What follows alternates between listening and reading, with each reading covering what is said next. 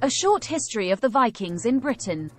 In 793 came the first recorded Viking raid, where, on the Ides of June, the harrying of the heathen descended around the coasts of England, looting treasure and other goods, and capturing people as slaves.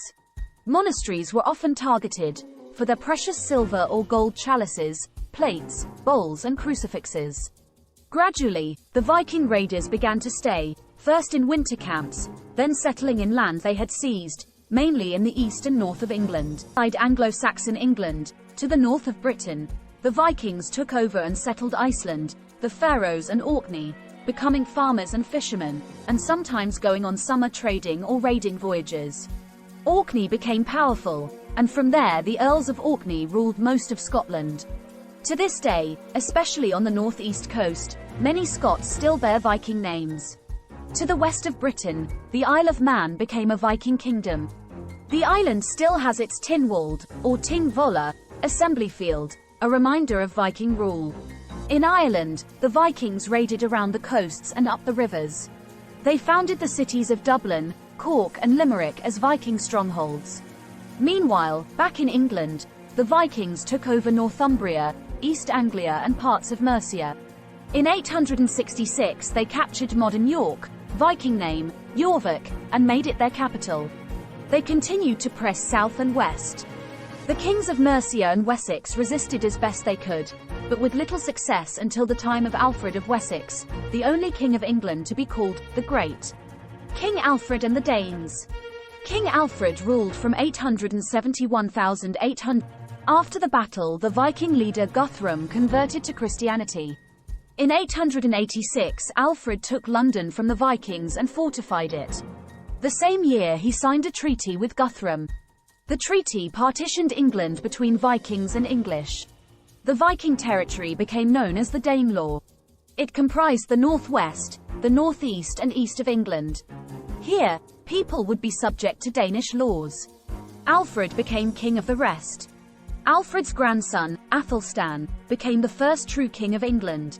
He led an English victory over the Vikings at the Battle of Brunanburh in 937, and his kingdom for the first time included the Danelaw. In 954, Eric Bloodaxe, the last Viking king of York, was killed and his kingdom was taken. However, the Viking raiding did not stop. Different Viking bands made regular raiding voyages around the coasts of Britain for over 300 years after 793.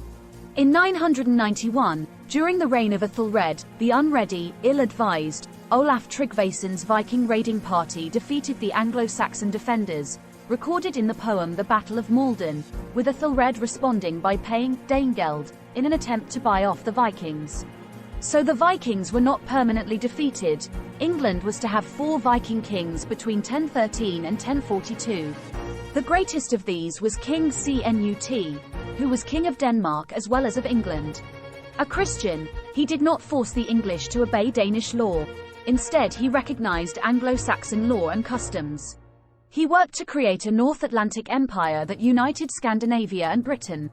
Unfortunately, he died at the age of 39, and his sons had short, troubled reigns. The final Viking invasion of England came in 1066 at Worcester. The English king, Harold Godwinson, marched north with his army and defeated Hardrada in a long and bloody battle. The English had repelled the last invasion from Scandinavia. However, immediately after the battle, King Harold heard that William of Normandy had landed in Kent with yet another invading army. With no time to rest, Harold's army marched swiftly back south to meet this new threat.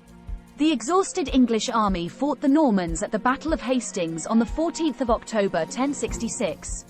At the end of a long day's fighting, the Normans had won, King Harold was dead, and William was the new king of England. The irony is that William was of Viking descent. His great-great-great-grandfather Rollo was a Viking who in 911 had invaded Normandy in northern France. His people had become French over time, but in one sense this final successful invasion of England was another Viking one.